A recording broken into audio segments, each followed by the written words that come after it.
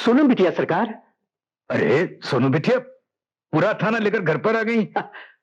क्या बात है, ड्यूटी यहीं पर देने का इरादा है क्या? मेरे पास आपके घर का सर्च वारंट है कमिश्नर साहब। यस।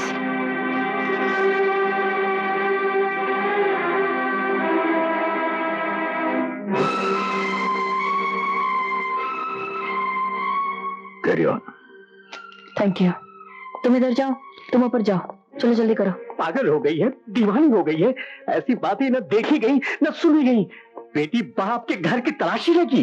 हुसैन मियां, इम्तिहान का सबक देना बड़ा आसान होता है, लेकिन हकीकत में इम्तिहान देना बड़ा मुश्किल होता है।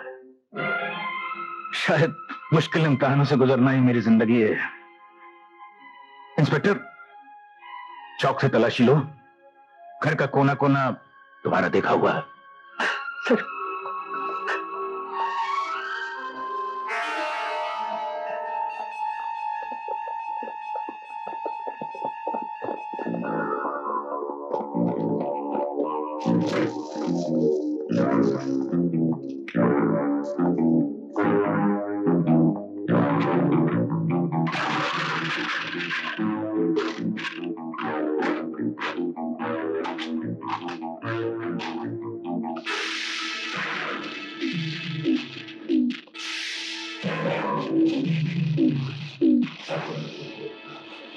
ये सब क्या है?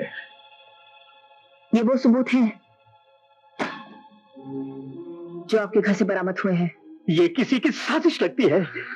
ये साजिश है या सच्चाई, इसका फैसला करना अदालत का धर्म है और अदालत तक पहुंचाना मेरा कर्म। और वैसे भी इन सबूतों के मिल जाने के बाद सफाई की कोई गुंजाइश बाकी नहीं रह जाती। और मैं सफाई देना भी नहीं चाहता। आखिर तूने अपना रंग दिखला ही दिया ना। अपना खून होता तो ऐसा कभी नहीं करती, लेकिन तू तो पराया खून है ना। खामोश हुसैन मियां। आज अगर खामोश नहीं कहोगे तो मैं इस तरह खामोश हो जाऊंगा कि तुम लाख जगाओगे, मैं नहीं जागूंगा। कमिश्नर साहब, मैं इस घर में नौकर बनकर रहा, लेकिन इसे लाड दिया, प्यार दिया, अपनाया। इसकी हिफाजत और सलामती के लिए दुआएं मांगते मांगते मेरी जुबान थक गई। ला वापस ला मेरी दुआओं का कर्ज, जो तेरा फर्ज बनकर मेरी मोहब्बत को लूट रहा है। मैं मजबूर हूं हुसैन चाचा। इंस्पेक्टर, एक बात याद रखना, इन हाथों ने हमेशा मुजरिमों को हथकड़ियां पहनाई हैं। ये हाथ कट सकते हैं लेकिन मुजरिमों को पनाह कभी नहीं दे सकते। फिर भी तुम्हें मेरी बात पर यकीन नहीं तो हम हाजिर हैं, हमें गिरफ्तार कर सकती हो।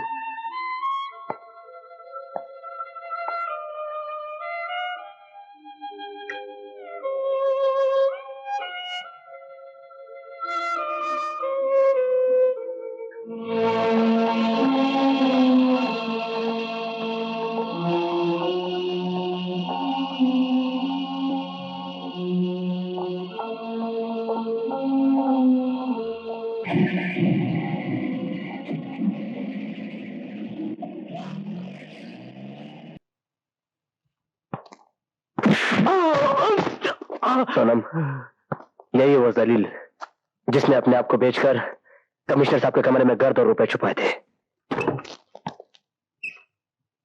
अरे साहब, वो क्या है साहब? हरामजादे, तूने हमारे ईमानदार कमिश्नर साहब को फंसाया। वो शख्स जिसने जिंदगी में हराम का एक पैसा नहीं देखा, उसको सलाखों का कमरा दिखाया। मैं तुझे जानने वाला हूं। मिस्टर गुप्ता। सोनम जी, इस आदमी ने हमारी इस पवित्र वर्दी पर कीचड़ उछाला है।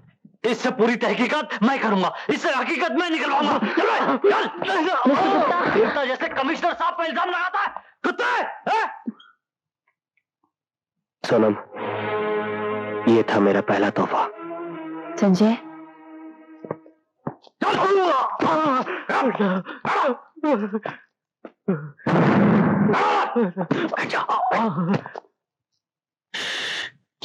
मैं तेरे साथ हूं गधे, लेकिन सबके सामने तो बात नहीं करनी चाहिए ना। उल्लू का बट्टा, ये ले।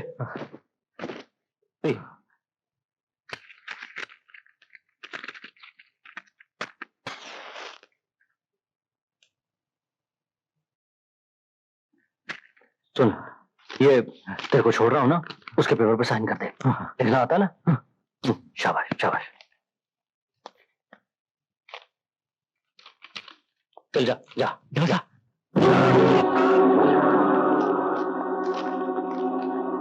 अच्छा हुआ सब पेपर पहले रेडी रखे।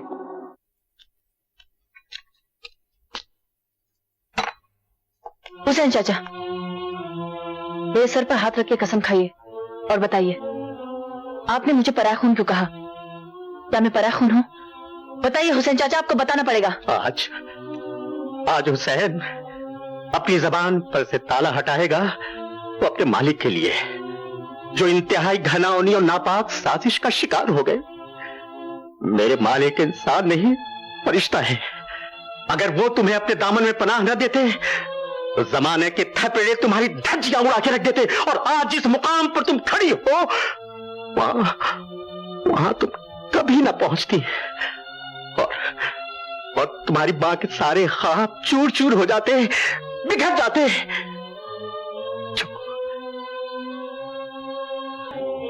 अब मुझ में हिम्मत नहीं, इस एहसास ने मेरे सारे हौसलों को चकनाचूर कर दिया कि मैं एक मुजरिम की बेटी हूं।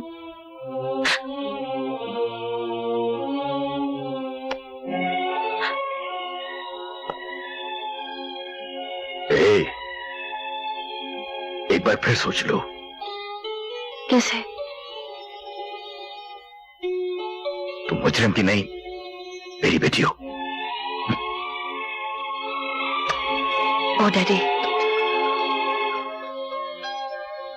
क्यों, तुम्हारी चाल कामयाब हुई?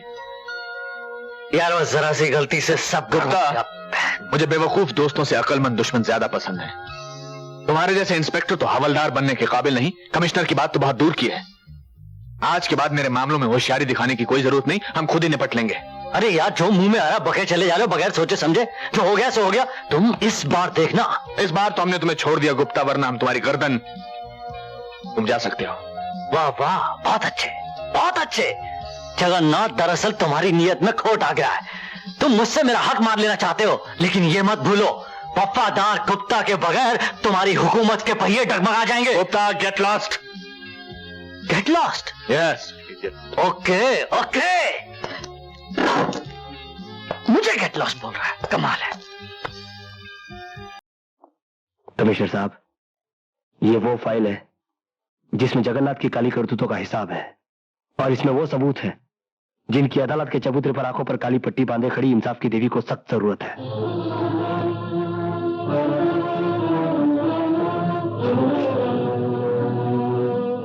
शाबाश बेटे, मुझे यकीन था तुम्हारे हाथ एक न एक दिन उस दरिंदे के मुंह से शराफत का नकाब जरूर उतार देंगे। कांग्रेचुलेशंस। कमिश्नर साहब, अभी तक तो मैंने सिर्फ वर्दी का कर्ज उतारा है, डैडी के खून का कर्ज अदा करना तो अभी बाकी है।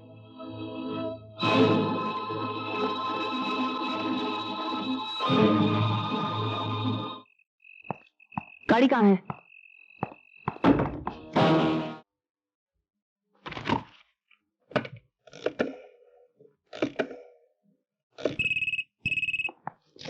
हेलो। तुम? मुझे मालूम था गुप्ता तुम वहीं हो गए। सर मैं तो ड्यूटी पर हूं सर। मुझे मालूम है तुम किस तरह की ड्यूटी पर हो। जगन्नाथ कहां है? सर वो तो कब का मर चुका है सर। और तुम अभी तक जिंदा हो। ठीक है,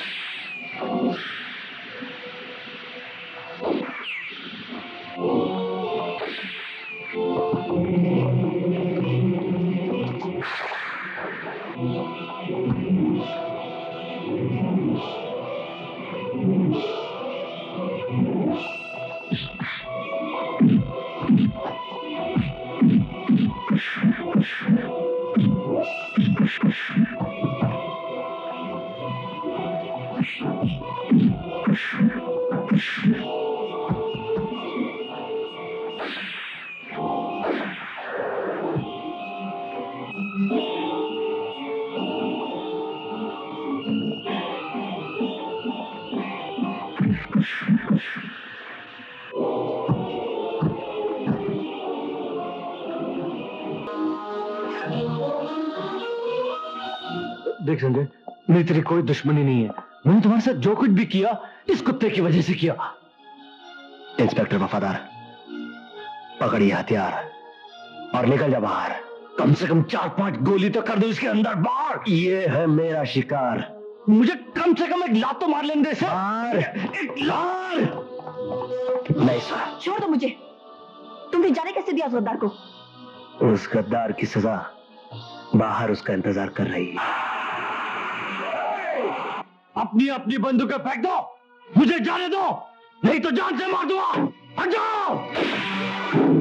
वफादार, मैंने कहा था ना, मैं वफादारों को इनाम देता हूं और गद्दारों के सीने में गोली गाड़ देता हूं। तुम जैसे पुलिस वालों का यही अश्र होता है। और इस गद्दार को सजा मैं दूंगा। नहीं संजय, इसे कानून के हवाले कर दो। किस कानून के हवाले कर दूं? उस कानून के जो इसके गुनाहों को देखते हुए भी अनदेखा करता था। क्यों छोड़ दूं? कैसे छोड़ दूं मैं इसे? अपनी माँ की खातिर, जिसे विश्वास है कि कानून जगन्नाथ को सजा एक न एक दिन जरूर देगा। अगर तुमने इसके गंदे खून से अपने हाथ रंग लिए और गुनहगार बन गए तो कानून के साथ साथ तुम्हारी माँ का ममता से विश्वास उठ जाएगा। संजय, तुम्हारे हाथ में हथकड़ी होगी, मगर सजा जगन्नाथ को जरूर होगी। ये मेरा वचन है। मेरी माँ की गर्दन आज तक भगवान के सिवा किसी के सामने नहीं झुकी, और किसी गुनहगार के लिए मैं उसे झुकने भी नहीं दूंगा।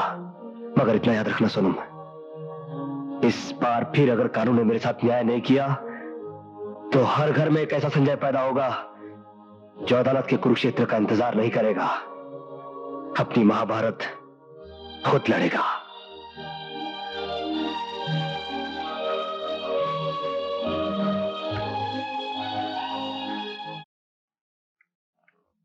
योर ऑनर, जैसे झूठ का सच से, नेकी का बदी से, पाप का पुण्य से कोई रिश्ता नहीं होता है, उसी तरह संजय पर लगाए गए इल्जामों का रिश्ता संजय से नहीं है। मिलॉर्ड, हर माँ अपनी औलाद को बेगुनाह समझती है, चाहे वो गुनाह कितना भी बड़ा क्यों ना हो। मिलॉर्ड, इस खतरनाक मुलजिम संजय सिंह वल्द अमर सिंह ने मेरे मुवक्किल को मारना चाहा। योर ऑनर, मैं उन गुनहगारों में से नहीं हूं जो अपना गुनाह कबूल करने से घबराते। हाँ, ये सच है कि श्रीमान जगन्नाथ, इनके घर बार और कारोबार को मैंने तहस नहस किया। यह भी सच है कि मैंने अपने हथकंडों से इन्हें बर्बाद किया, और यह भी सच है कि मैंने इनकी हत्या करने की कोशिश की, मगर अफसोस कि यह बच गया। वाकई मुझे इस बात का अफसोस है योर ऑनर कि मैंने गोली इसके पैरों पर मारी, इसके सीने पर नहीं। और अगर आप मुझसे पूछे कि यह आदमखोर लंगड़ा गैर कानूनी आदमी कानून के कटघरे में जिंदा कैसे खड़ा है, तो इस सवाल का जवाब मेरी मां है योर ऑनर, सिर्फ मेरी मां, जिसे इस बात का पूरा यकीन था कि कानून इसे सजा जरूर देगा। मगर ऐसा नहीं हुआ, बल्कि मैं मुजरिम बनकर आज कानून के कटघरे में खड़ा हूं। यह जगन्नाथ, जिसकी दरिंदगी का शिकार अदालत में बैठा हर शख्स है, चाहे वो मां हूं, मेरी मां है या मेरी मोहब्बत, हर एक को इसने ऐसा सदमा जरूर दिया है जिसे वो मरकर भी भूल नहीं सकता। योर ऑनर, मेरे हाथों को हथकड़ी ने जकड़ लिया और ये दरिंदा मौत से बच गया, वरना अभी मेरे हाथ इसी बंदूक से इसके सीने में गोली ठोकने के लिए मचल रहे हैं। मिस्टर संजय, क्या यह अदालत जान सकती है कि आप खास इसी बंदूक से सेठ जगन्नाथ का खून करना क्यों चाहते हैं? क्योंकि इसी बंदूक से इस सेठ जगन्नाथ ने मेरी माँ के होठों की मुस्कुराहट, उसके माथे की बिंदिया, उसकी मांग का सिंदूर सब कुछ छीन लिया, दे दिया उसके सीने में जख्म, भर दिए उसकी आंखों में आंसू। फिर भी मेरी माँ ने अपने आदर्श के रास्ते को कभी नहीं छोड़ा। वो एक पत्नी के, एक माँ के, एक औरत के सारे फर्ज निभाने चली आई। अब देखना तो यह है योर ऑनर कि कानून अपना फर्ज और अपनी जिम्मेदारी कहां तक निभाता है। मिस्टर ज्योति सिंह, आप अपने गवाह और सबूत पेश कर सकती हैं। इस बंदूक को पहचानते हैं मिस्टर जगन्नाथ? जी हाँ, इसी बंदूक की गोली से इस लड़के ने मेरी टांग को जख्मी किया था। ये किसकी बंदूक है? जाहिर है उसी की जिसने मेरे ऊपर हमला किया। तुम झूठ बोल रहे हो जगन्नाथ। ये स्टैन गन विदेशी जरूर है, मगर है ये तुम्हारी। इसी बंदूक से तुमने मेरे पति डीएसपी अमर सिंह का खून किया। उस खून के चश्मदीद गवाह थे मैं और मेरा बेटा। कानून की कमजोरियों और तुम्हारी चालाकियों ने तुम्हारी गर्दन को फांसी के फंदे से दूर रखा, मगर अब ये फांसी का फंदा इतना नजदीक आ गया है कि अगर तुम चाहो तो भी तुम नहीं बच सकते। ये झूठ है योर ऑनर, मैंने कोई कत्ल नहीं किया। यस माय लॉर्ड, मेरे मुवक्किल को डीएसपी अमर सिंह का कातिल कहना झूठ है। ये झूठ नहीं, सच है। ये सरासर झूठ है। ये सच है। ये झूठ है।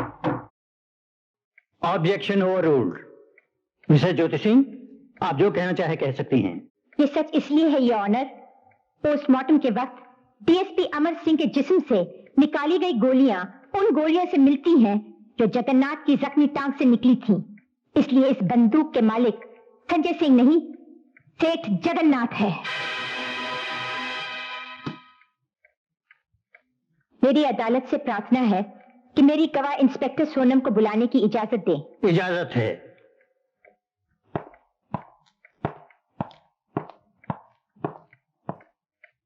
इस आदमी को जानती हो जो कटघरे में खड़ा है? जी हाँ, अच्छी तरह से जानती हूँ। क्या रिश्ता है तुम्हारा? मैंने इनसे मोहब्बत की है। इसके बावजूद तुमने इसे गिरफ्तार किया? वो मेरा फर्ज था, मेरी ड्यूटी थी। तुम इन्हें जानती हो? जी हाँ, बहुत अच्छी तरह से जानती हूँ। कैसे? ये मेरे नाजायज बाप है। इसलिए तुमने सेठ जगन्नाथ का खून संजय के हाथों नहीं होने दिया। योर ऑनर, ये इल्जाम बिल्कुल गलत है। संजय ना ही एक मुजरिम है और ना ही एक खूनी। वो चाहता तो सेठ जगन्नाथ को मौत के घाट उतार सकता था, लेकिन उसने ऐसा नहीं किया। सिर्फ इसे जख्मी किया ताकि ये भाग ना सके और खुद को कानून के हवाले कर दिया। ये तुम क्या कह रही हो बेटी? अपने बाप को ही कानून के इर्द गिर्द लपेट रही हो। कानून कभी रिश्तों का गुलाम नहीं होता है और ना ही तुम कभी रिश्तों के गुलाम थे, वरना मेरी माँ लावेसों की तरह क्यों मरती? और उसकी कोख से पैदा हुई बच्ची, उसका क्या होता अगर उसे कमिश्नर दुर्जन सिंह जैसे देव पिता पाल पोस के बड़ा ना करते? सिर्फ जन्म देने से इंसान पिता नहीं बन जाता है, उसे पिता होने का फर्ज भी अदा करना पड़ता है। और वो फर्ज मेरे लिए कमिश्नर दुर्जन सिंह ने अदा किया है, वरना मैं गुनहगार की बेटी कहलाती और मेरी परवरिश गुनाह के साए में एक गुनहगार की तरह होती। बेटी, सेठ जगन्नाथ, आपका और मेरा कोई रिश्ता नहीं। योर ऑनर, अब मैं उस गवाह को अदालत में बुलाना चाहती हूँ जिसकी गवाही मेरे बेटे को निर्दोष साबित कर देगी। कमिश्नर ऑफ पुलिस दुर्जन सिंह। इजाजत है। योर ऑनर, संजय सिंह गुनहगार नहीं है। पुलिस की रिपोर्ट जो अदालत में पेश की गई है उसके मुताबिक संजय ने जगन्नाथ के काले धंधे खत्म किए, उसके काले धन के खजाने को पुलिस में पकड़वाया। योर ऑनर, संजय सजा का नहीं इनाम का हकदार है, जो पुलिस डिपार्टमेंट फख्र के साथ कहता है।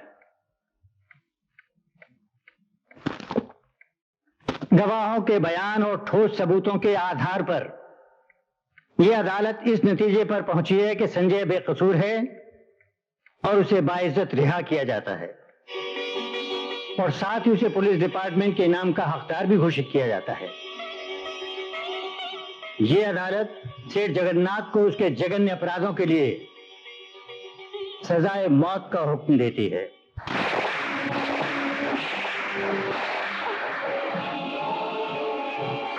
सेठ जगन्नाथ, अब ना तो तुम पाप कर पाओगे ना पुण्य, और तुम वो भी नहीं कर पाओगे जो तुम करना चाहते हो। जगन्नाथ, मैं तुझे जान से मार डालूंगा। जगन्नाथ को हिरासत नहीं लिया जाए। आपके कातिल। छोड़ो मुझको। जगन्नाथ किसी कानून को नहीं मानता। आज जगन्नाथ तुम कानून वालों को भगवान बनकर जीने नहीं देगा, एक एक को खत्म कर देगा। सोनम, सोनम, तुम ठीक हो ना? मैं ठीक हूँ। दुनिया में किसी भी पापी की मौत सर पटकने से नहीं टलती। जब जब जगन्नाथ जैसे गुनाहगार जन्म लेंगे, तब तब कानून का फंदा उनके गले में पड़ेगा और वो हैवान मौत के अंधेरे में मिल जाएंगे, ताकि दूसरों की जिंदगी की रोशनी ना छीन सके।